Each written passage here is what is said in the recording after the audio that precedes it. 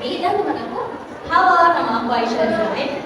Halo, nama aku Andika Yuni Permana. Halo, nama saya Martin Badia. Halo, nama aku Ahmad Putri. Halo, nama saya Chandra Putri. Jadi sebelum masuk pembahasannya, aku mau tahu nih, kabar kalian tuh gimana?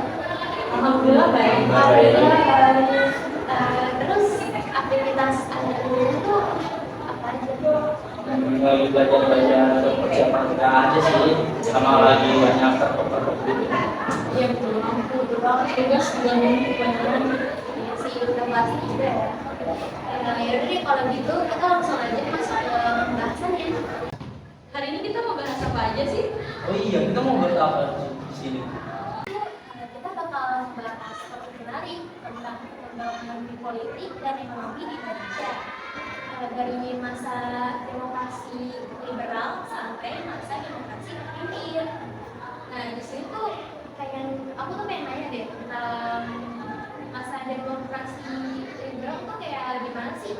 Jadi masa demokrasi liberal itu berlangsung pada tahun 1960 sampai 1959. Jadi di masa ini Indonesia menggunakan sistem pemerintahan parlementer. Jadi kekuasaan tertinggi dipegang oleh parlemen, di mana pemerintahan dijalankan oleh perdana menteri, bukan presiden.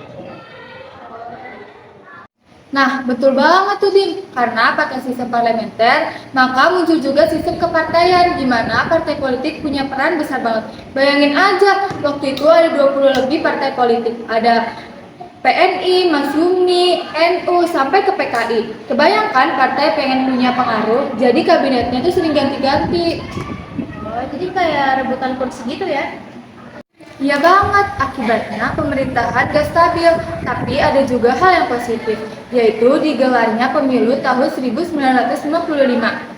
Pemilu pertama di Indonesia yang paling demokratis itu lewat pemilu itu. Rakyat bisa memilih langsung anggota DPR konstituante buat nyusun konstitusi baru. Terus kenapa pada akhirnya sistemnya diganti ya?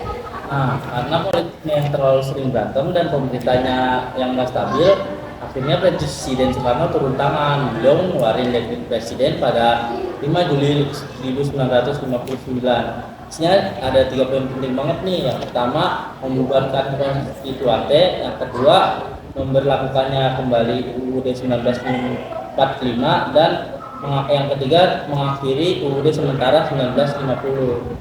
Gitu. Sekarang kita masuk ke masa demokrasi terpimpin. Di sini ada yang bisa jelasin nggak sih politik pas masa itu? Jadi masa demokrasi terpimpin itu berlangsung dari tahun 1959 sampai 1969. Dan di masa ini kekuasaan presiden itu semakin besar dan Soekarno itu masih menjadi pemimpin utamanya. Di bidang politik luar negeri itu negara Indonesia itu makin aktif guys, karena ada beberapa peristiwa penting juga. Yang pertama itu konvergensi Indonesia. Contohnya kayak Soekarno itu masih menolak pembentukan federasi Malaysia yang dianggap proyek neokolonialisme. Lalu yang kedua itu ada Indonesia keluar dari PBB tahun 1965 karena nggak setuju Malaysia duduk di Dewan Keamanan PBB. Lalu yang ketiga ada perjuangan pembebasan Irian Barat yang akhirnya berhasil kembali ke Indonesia lewat perantara pengumpulan pendapat rakyat pada tahun 1969. Wah, berarti pada masa itu semangat nasionalismenya tuh tinggi banget ya? Iya, meski begitu karena kekuasaan terlalu terpusat muncul juga kritik walau sistemnya mulai otoriter. Nah, kalau dari sisi ekonominya tuh kayak gimana? Nah, ini juga menarik. Di masa demokrasi liberal, kondisi ekonomi di Indonesia tuh masih berantakan karena politiknya juga masih nggak stabil. Lalu kabinet sering jatuh, jadi program pembangunan nggak jalan, inflasinya makin tinggi, nilai uangnya turun, dan kehidupan rakyat tuh masih susah banget guys. Iya, kayaknya tiap ganti kabinet ganti juga program ekonominya gak sih? Iya tuh, betul banget. Nah, pas masuk demokrasi terpimpin, pemerintah mulai ngontrol ekonomi secara ketat. Soekarno tuh pengen Indonesia berdikari tanpa tergantung dengan negara lain. Tetapi sayangnya muncul proyek-proyek besar kayak pembangunan Monas, lalu Gelora Bung Karno, dan proyek mercusuar lainnya. Tapi yang justru malah ngabisin banyak biaya.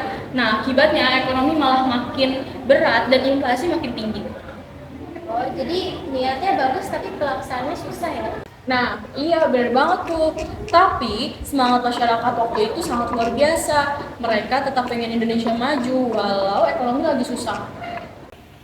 Wih, keren banget ya pembahasannya. Jadi bisa disimpulin kalau misalnya masa demokrasi liberal itu menonjol dalam kebebasan politik tapi kurang stabil. Sedangkan kalau masa demokrasi terpimpin itu membawa kestabilan pemerintah tapi kekuasaan jadi terpusat di tangan pemerintah. Nah, terus jangan lupa kata-kata kuncinya ya guys, yaitu ada sistem politik, demokrasi liberal, demokrasi terpimpin, kabinet parlementer, dekret presiden, dan TPR. Jadi itu aja yang kita mau sampaikan. Makasih ya teman-teman buat Aisyah, Zai, Fani, Cantika, Andika, dan udah mewarnai podcast ini.